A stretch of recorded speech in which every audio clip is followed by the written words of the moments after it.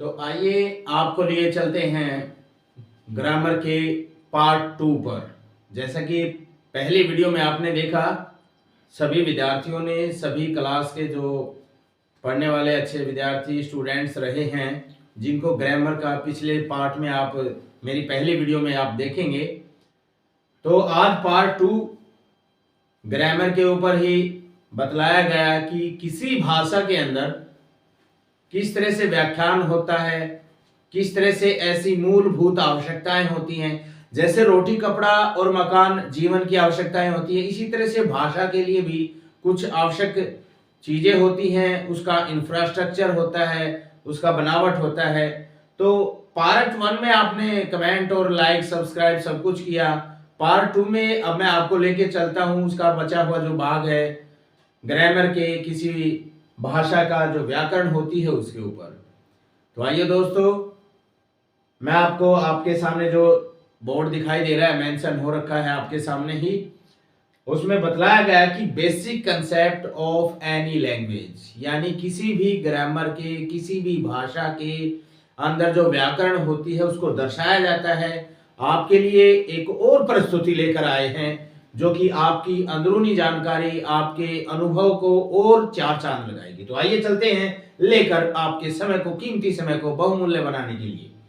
Basic concept, किसी भी भाषा के मैंने बताया कि मूलभूत आवश्यकताएं होती हैं। मूलभूत आवश्यकताओं में जैसे बेसिक कंसेप्ट में सबसे पहले आता है अल्फाबेट। यानी अल्फाबेट होता क्या है, अल्फाबेट कहते हैं, अल्फाबेट होता क्या है उसके बारे में जानकारी। अल्फाबेट कोई भी, आप चाहे वो कंप्यूटर का काम करते हैं, किसी भी लैंग्वेज का काम करते हैं, उसके अंदर क्या कहा जाता है कि कोई नाम ऊपर से नीचे दर्शाए जाते हैं तो अल्फाबेटिकली।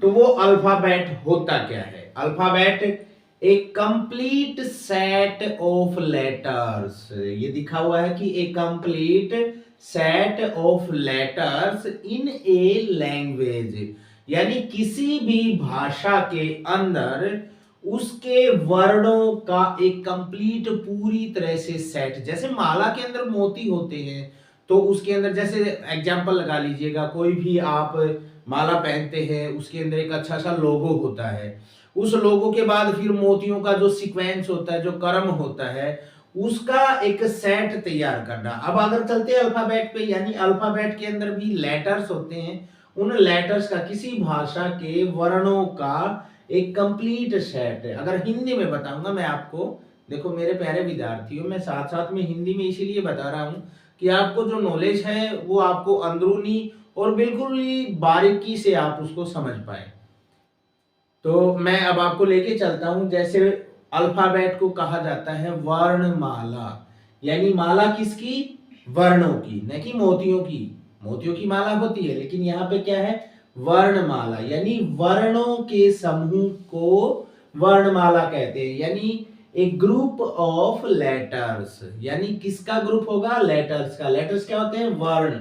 मैं आगे बताऊंगा जैसे चलेगी बातें।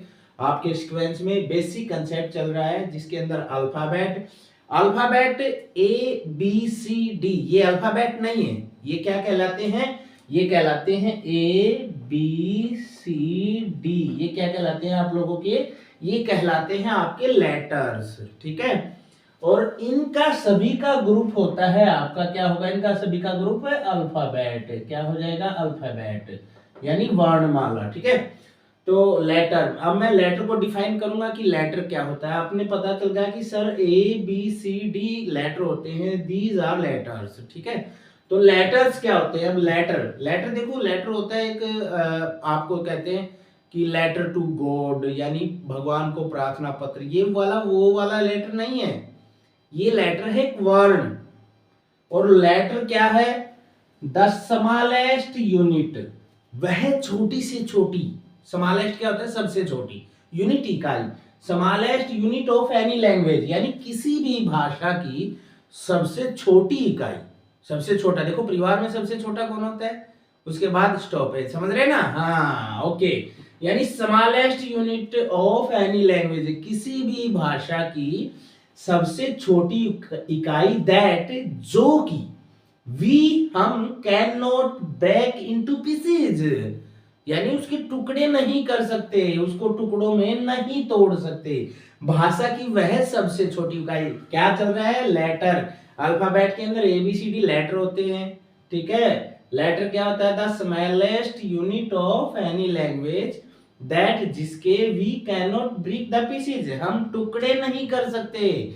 और दैट जो हैज रखता है इट्स ओन साउंड, जिसकी खुद की एक आवाज होती है।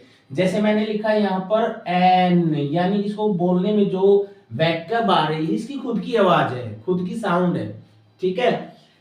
वर्ण यानी लेटर को ही वर्ण कहा जाता है हिंदी में। वर्ण भाषा की वह छोटी से छोटी इकाई जिसके हम टुकड़े नहीं कर सकते, जो अपनी खुद की ध्वनि रखता हो, ठीक है। यानी मैं आपको बताना चाहूंगा, जरासंध होता था महाभारत के काल में, यानी जरासंध, उसको क्या वरदान था कि अगर उसकी टांगे इधर से उधर फेंक दे तो वो आराम से झुक जाते थे, है ना, जोड़ लेते थे। तो इसी तरह से इसके टुकड़े नहीं कर सकते, उसी तरह से जरासंध के भी टुकड़े नहीं होते थे।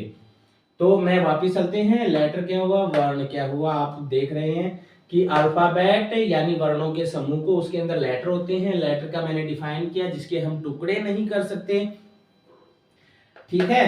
तो मैं यहाँ पे बताना चाहूंगा कि जो वर्णमाला होती है एक ग्रुप ऑफ लेटर होता है, ठीक है, उसको ग्रुप ऑफ लेटर। अब वर्णमाला हिंदी में, यानी हिंदी में देखो, हिंदी में कितने होते हैं, हिंदी में होते हैं 52, और इंग्लिश की अल्फाबेट के अंदर होते हैं 26। अरे हम 26 से डर रहे हैं, जबकि हमें 52 से डर नहीं लगता, हिंदी प्यारी लगती है ना। तो अल्फाबेट समझिएगा, इनका कमाल आगे वाली जो वीडियो आएगी मैं उसमें बताऊंगा कि किससे जुड़ने पर क्या बनता है, ठीक है, वो सारी अगली वीडियो में मैं बताऊंगा आपको।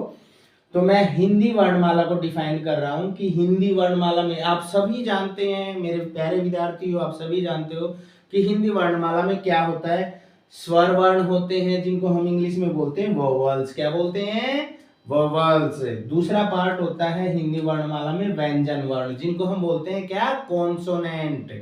अब जो वोवल्स होते हैं वो कितने होते हैं, 5, A E I O U, 5 vowels होते हैं। और अगर हिंदी के वर्णों की बात करूं तो उसमें स्वर वर्ण के भी 2 भाग होते हैं, 2 पार्ट होते हैं। पहले में ह्रस्व स्वर, दूसरा दीर्घ स्वर।